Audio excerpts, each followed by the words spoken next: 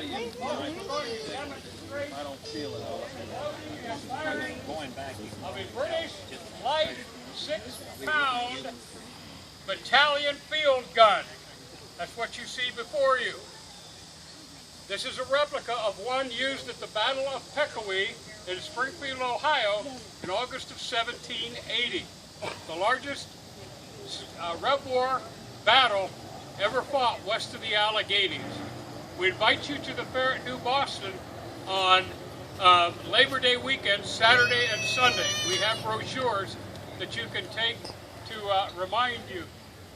A couple of safety precautions. We want everyone behind the rope.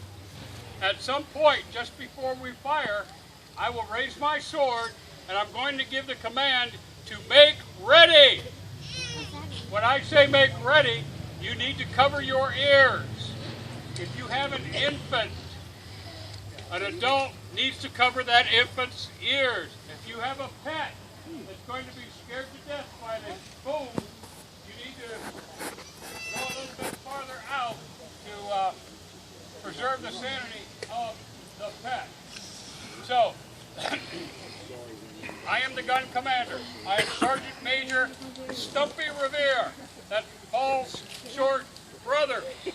I'm stationed at Peckawee with the 1st Mad River Light Artillery. So the first command will be to man out the piece.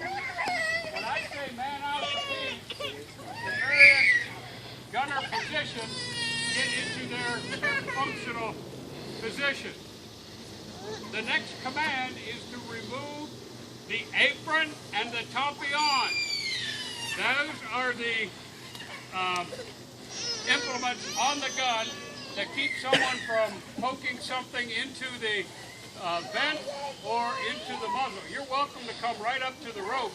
It's not going to be any less noisy there or where you are than it is to here. So the first command is to man out the piece, then we'll remove the tompion and the apron. The next command is to search the piece. The gunner takes a searcher, a worm, and actually goes into the gun barrel, back to the breech, twists it, pulls it out, make sure that there's no residue left from the previous shot.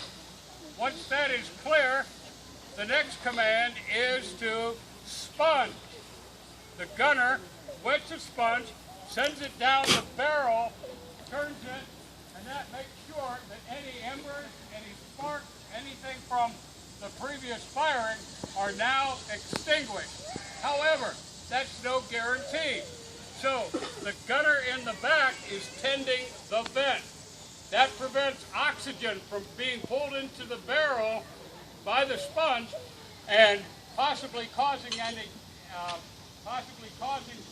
ignition when we insert the powder charge. The next command is to advance the charge. The powder monkey has removed a powder charge from the powder box, put it in a safe pouch, and is now transporting it to the front of the gun. The next command is load. The gunner puts the powder charge into the front of the muzzle. The next command is to ram home the charge. The gunner takes a ram and rams the powder charge all the way back into the breech.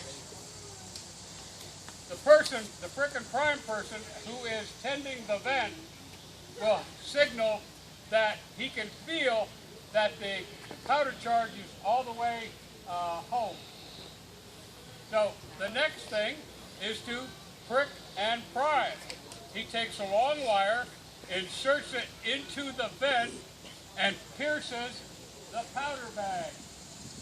Once the powder bag is paired, the powder is exposed to the ignition from the back of the cannon.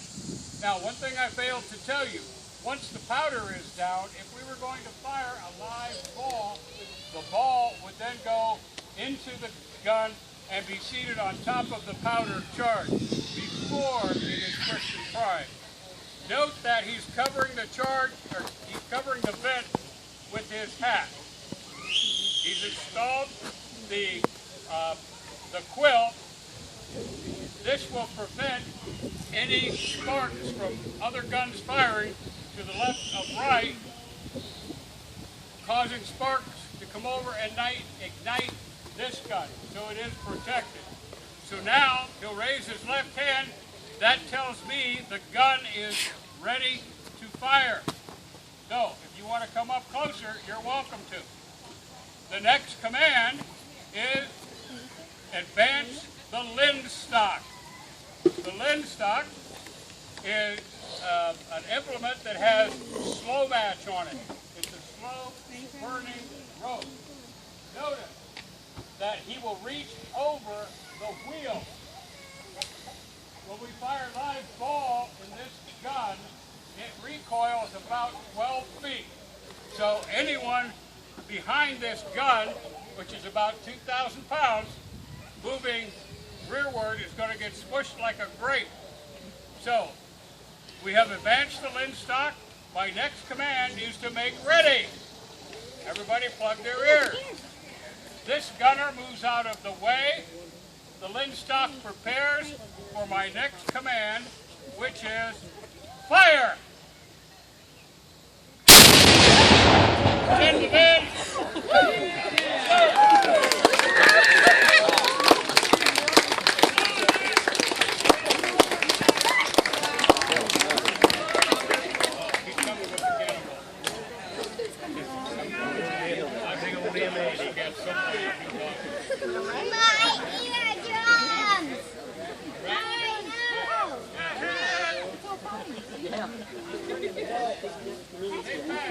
That's really cool. Who was it? We got it! He caught the cannonball! You really should warn about it. I'm up there minding my business. And that comes flying at me. Was it one-handed or two-handed? Oh, it was two-handed, trust me. Oh, okay, good job. Thank you. You're welcome.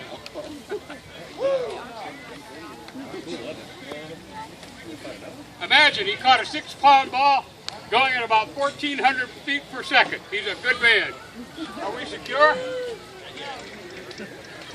Smoking?